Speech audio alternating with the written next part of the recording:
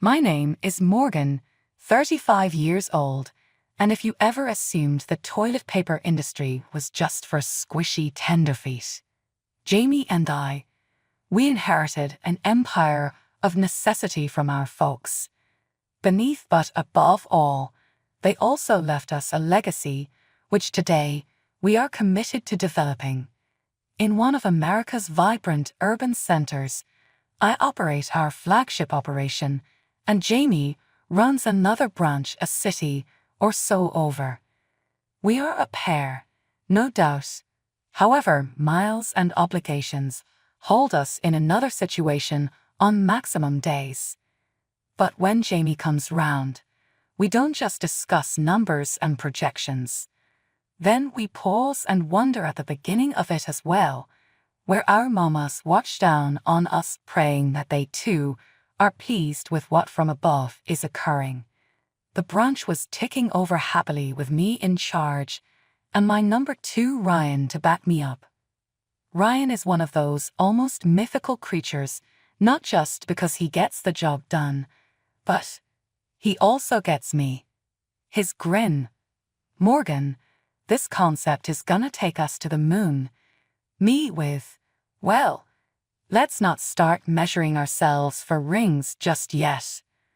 We were in tune, taking it to the edge and breaking shit.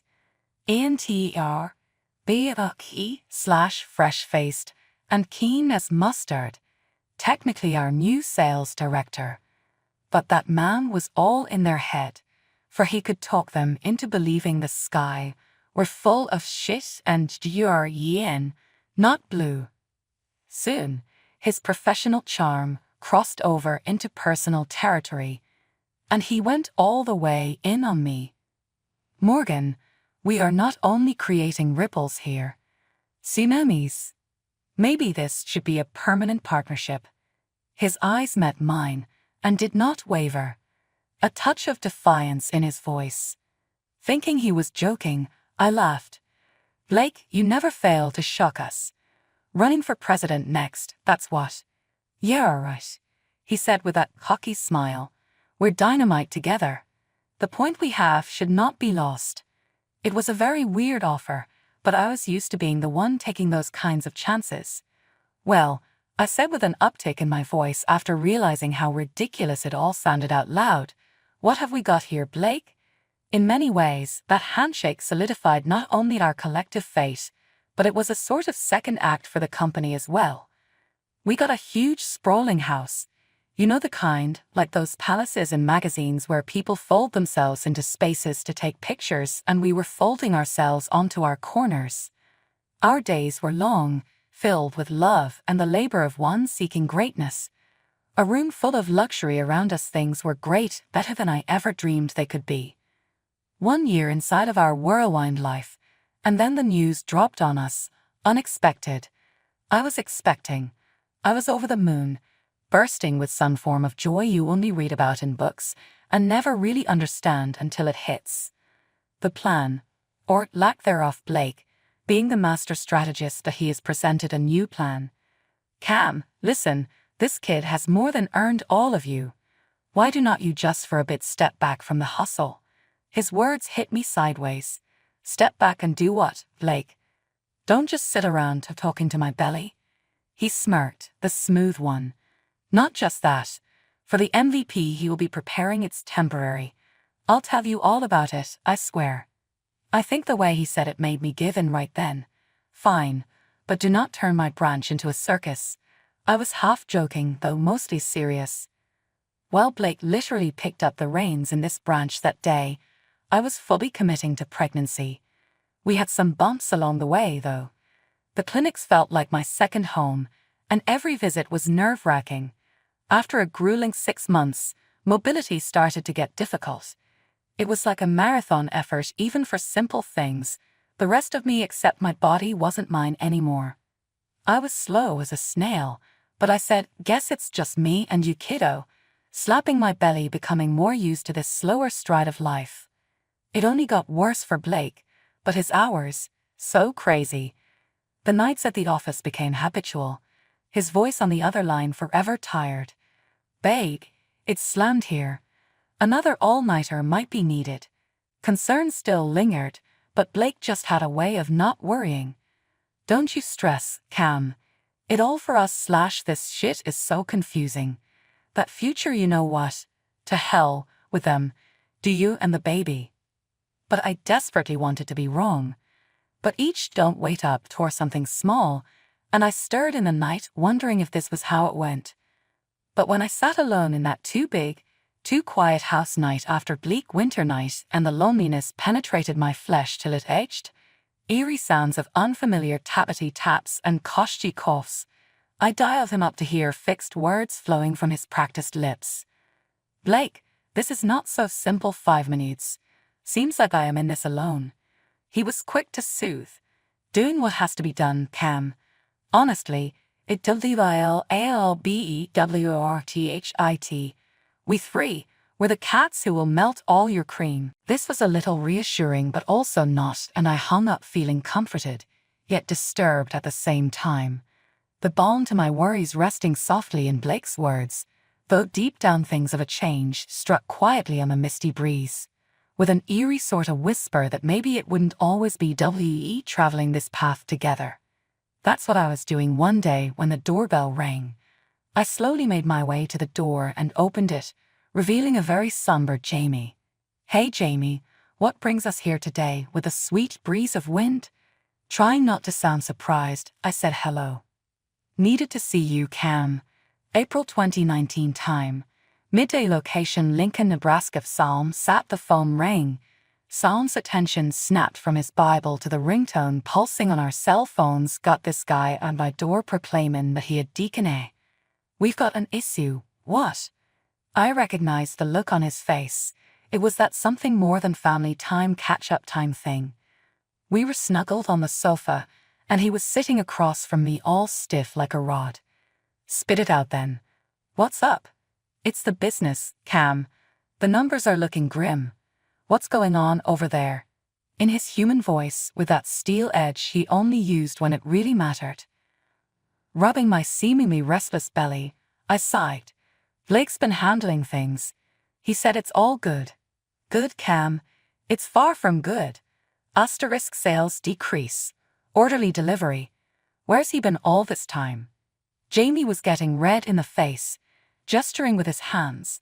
I felt a pang of worry. He's managing it, he says to me. He's overseeing the recruiting, signed big contracts. #circle meeting. himselfpic.twitter.com/viewerjcsi5d. Jamie leaned in, locking eyes with mine. I stopped her quick. Hey listen, I know you love the kid and all, but Blake's up to something. We need to dig into this. You cannot just sit idle and watch it. All right, I'll talk to him. Oh, but you know how he is, always smoothing it over, I replied, and the weight of my world grew. Allison sit up, at the end that has to part with. Do not let this smooth talker, Cam. We cannot let everything go down to the drain, because of whatever this is. He was already out the door before I could even say goodbye. That evening, dinner was like a chess game. Or point, he was on restaurant turf as usual. Blake beamed and regaled us with office tidbits, while I, on the other hand, was storm brewing thanks to what Jamie had dropped on me earlier. Nice and smooth company, bahut acha chal rahahai bakhe. I tried, but I'm much more prodded at my food than ate it. Incomes steady, no hiccups. Blake had hardly looked at anything but his sirloin. Yeah, all good. Smooth sailing, you know? We entered our name into the competition for best executives in this city. We're killing it, babe. And he had the nerve of being somewhat confident, a cold slap in our faces. Really? Right, I miraculously choked out, my voice more parched than toast. My doubts were doing somersaults. I heard Jamie's words repeating in my head, giving a whole other meaning to them. Afterward, while Blake was singing in the shower, I picked up my phone and called Ryan, one of my ex-deputies. My heart was beating so loudly the ringtone became muffled. Ryan, it's me, I said as soon as he answered. I need the real scoop. The office, how is things going there? For a split second, long enough for me to regret dialing. Then Ryan's voice, hesitant. "Morgan, you really have to see it. It's not. It's complicated." "Complicated how?"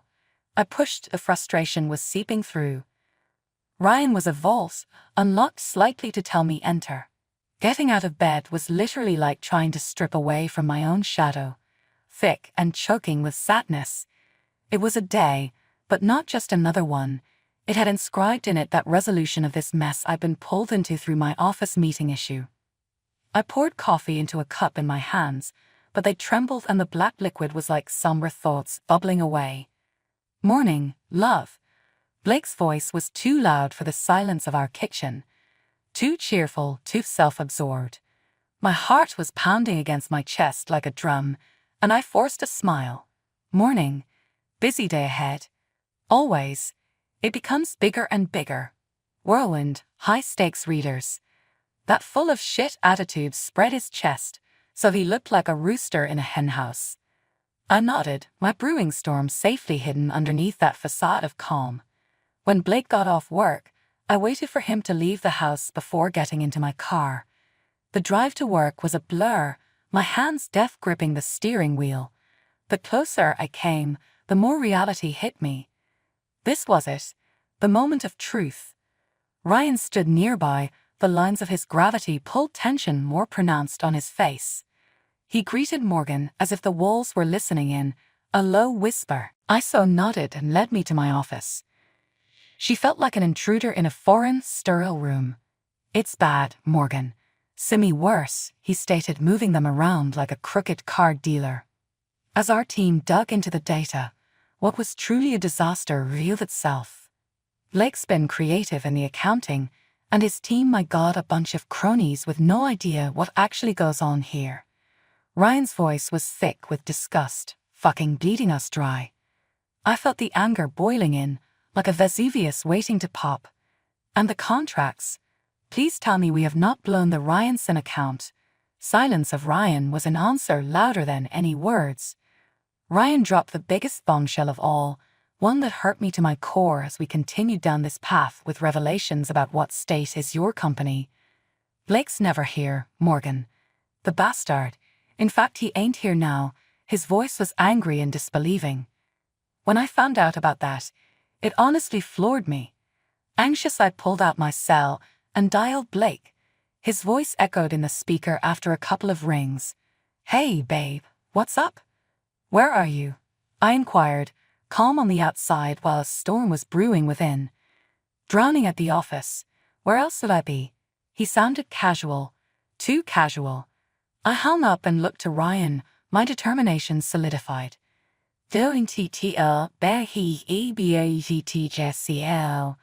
We play it smart until we determine our play. Ryan nodded, realizing the seriousness of what he was getting at. "What's the plan, boss?" I drew in a deep breath and my brain began whirring with more purpose. Step 1. Lock in our contracts. I will contact the buyers and ask for some delays where required. We need to buy some time. A few days of restless night and worry had hardened into a resolve that these early morning fog were trying to shake. The demons that had seeded in my business and life were now finally going to have a spotlight on them. I was meeting the PI I hired, someone Ryan suggested. Incognito, I walked into a coffee shop whose anonymity speaks secrets as the barista deals with grinds of dark brew. The PI, tough-looking guy with eyes that were all business, pushed a manila envelope towards me. His voice was a gravelly, cigarette and whiskey sound. "Everything you asked for is in there." My hand lingered over the envelope, and implored, needing the words to be said. "More times than one, he's been a cheating fuck," the PI added with no sympathy in his tone. "Your husband has been playing house with a co-worker. I have pictures and everything." And I felt this less than a millisecond before my heart sank, anger and betrayal mixed with an odd sense of vindication swirling in me. I thought as much, but I tried very hard to be wrong. "Show me," I demanded, my voice far sturdier than it should have been. He spread the pictures like a deck of cards, each one killing me emotionally. And there she was, laughter, touch and divide moments could have been mine, only one of our own employees, Blake. I repressed the urge to cry, to shout, and I let that rage fuel me instead. What else? I demanded, refusing to look away from the damning proof. They have been studiously careful, if inadequate. Even your husband has been siphoning company money. It seems they may have been on a little romantic retreat that the PI embarrassedly had to tell us. That was the last straw. Blake was using my business and our family's legacy as nothing more than a petty cash cow to fund his frolics. Thanks, I replied, pushing the envelope back to me. With my mind running again, I paid way more than needed for the coffee. I sat in my car and allowed myself to cry for one single moment of weakness where I could finally grieve the life that never was mine. After the tears stopped, determination replaced them. Blake and his hoe had fucked up the wrong person. I would be their new plaything, just a thing they maybe could improve to perfection. They were wrong. I called Ryan, so serene and glacial. You must also call a meeting of the TAM tomorrow afternoon. You are all required to be there, no exceptions. As always, Ryan, my solid and foundation neutral, queried not. Consider it done, Morgan. My thoughts were a blur like the drive home, devising plans. It wasn't simply revenge. It was about justice, making all the wrongs that had been committed against me and my company right. When I got home, Blake greeted me with a smile without noticing the storm in my chest. Hey, babe, long day. I mustered a smile, acting out the role one final time. You could say that. Dinner smells great. We ate mostly in silence instead. He spoke of his day, and I nodded back to him as if my life were a script. I was plotting, I guess for the whole time my mind was somewhere else. The cold glow of the fluorescents in the conference room prevailed over us. I was at the front, papers in hand, belly pregnant as all fuck to illustrate just how goddamn much I had on this particular line. With the help from Ryan, my loyal deputy, I had orchestrated this vital agenda. The room was overflowing with employees, and in the midst of them all sat Blake alongside his homewrecker of a mistress wearing their best imitation doe eyes. Cut the bullshit, I said, keeping my voice calm even though there was a fucking war in me. This has been a record-breaking loss under Blake's watch. This has affected our bottom line because those are contracts to which we have made commitments with key partners. I pressed the remote and the graphs on screen told an ugly story. 7 straight months of descent. Blake squirmed under my look, head on. This means that the drastic is necessary. With immediate effect, I am firing all of those who have led us to this decline. The room was quiet, my words settling in. I followed up, with Blake, we let you go for cause, mismanagement and egregious breach of trust. I jerked my head in the direction of his mistress. You for continued truancy and complicity in this disaster, as well as boffing my husband. Suddenly, whispers filled the room as the mistress left in disgrace, with her bags packed and escaped, for all knew she was found out. His face crumpled to an uncomfortable level of red before Blake slowly, but surely rose. Morgan, you can't do this. Think before you act. His plea was met with a cold glare from me. Blake, I have pondered this long and hard. It is the only way to save that future, for this company and for our daughter. When the meeting concluded, staff members came to me, visibly and almost audibly exhaling their relief. We're behind you, Morgan. We are glad to have you back, they said, and I took solace in their backing support, my nerves only a little less tight. As I was exiting the room, Blake made a move to trap me. Morgan, for the love of name *ITIV, can't CNWETLK. We can fix it. Blake, we are setting up the easy out. Your decisions, but that, I said, handing him a sealed envelope from the armrest of my chair, filled with signed divorce papers. With shaking hands, he accepted the envelope that only now did it dawn on him was more than just a piece of mail, watching his every move. But Morgan, No, Blake, it's over. Go now, I said in what my teachers would have termed an iron will. The dust settled, the air cleared, and before lay ruin.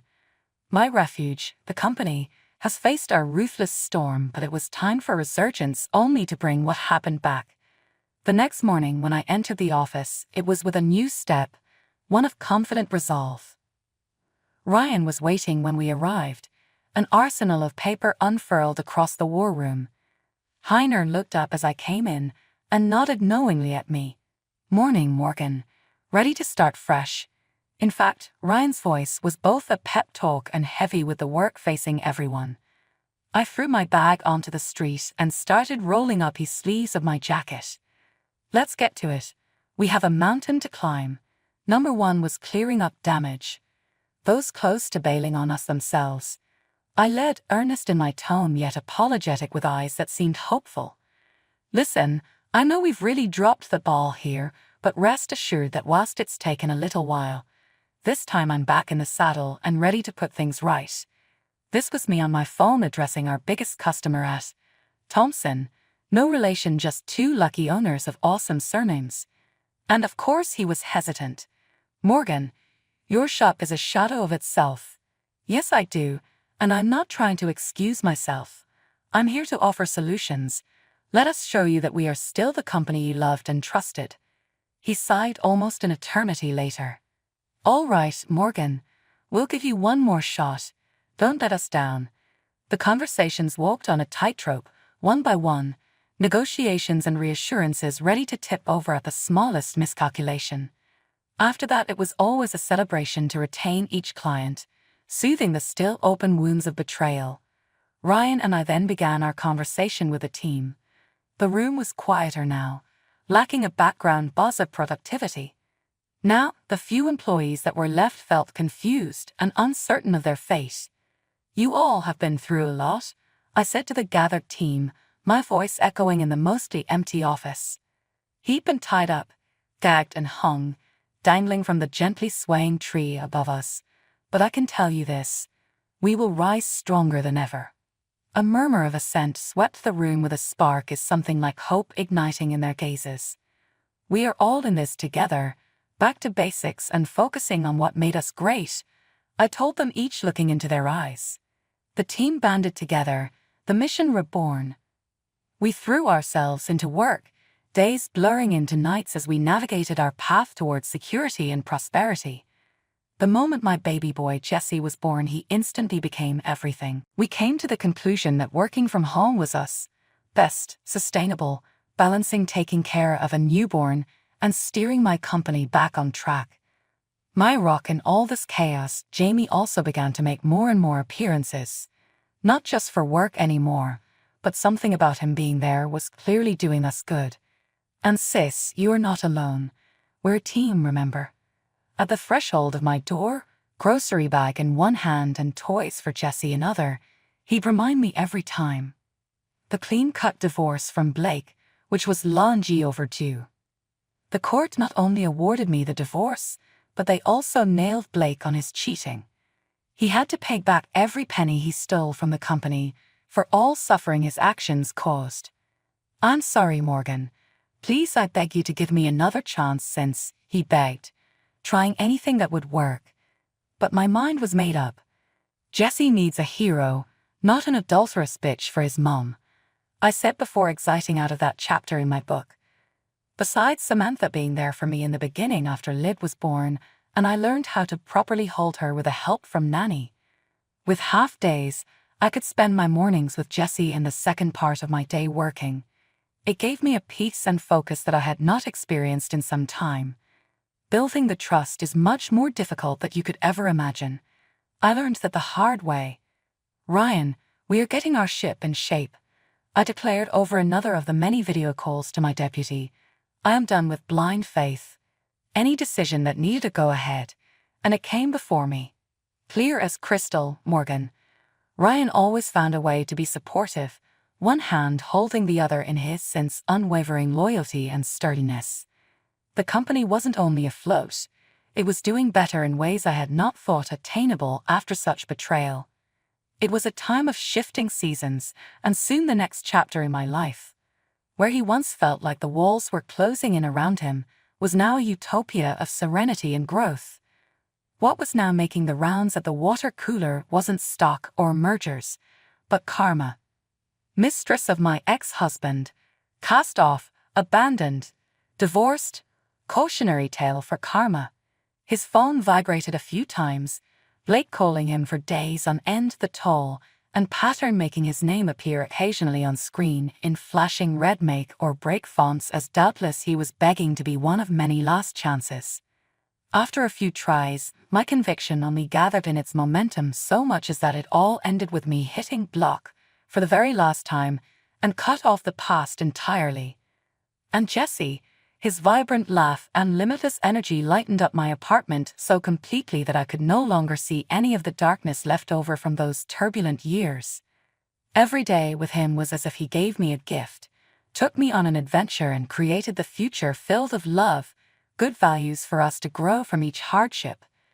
Jamie began to come over more frequently, and with every visit his presence alone not only reminded us of the bond we had, but validated it, because despite all the fires our relationship has been through, what was forged from that fire burned strong. Jamie became as regular a visitor. "You're doing amazing, sis." He patted Jesse on the head. "You're a fortunate guy to have him," and that ebullient giggle in response. "Doing well, aren't we, pal?" And I would answer, "My heart so full your baby seemed God tier." The business wasn't merely surviving, it was thriving. Jamie and Ryan by my side, we overcame those obstacles with fire in our bellies, making lemons into lemonade. So I sat there in the quiet of night with my son beside me and whispered a promise into that darkness, a vow to keep on going forward, one day at a time. Everything was overwhelming now, but everything also had joy where before it did not, and reminded myself never lose courage nor foresight to let go ever again.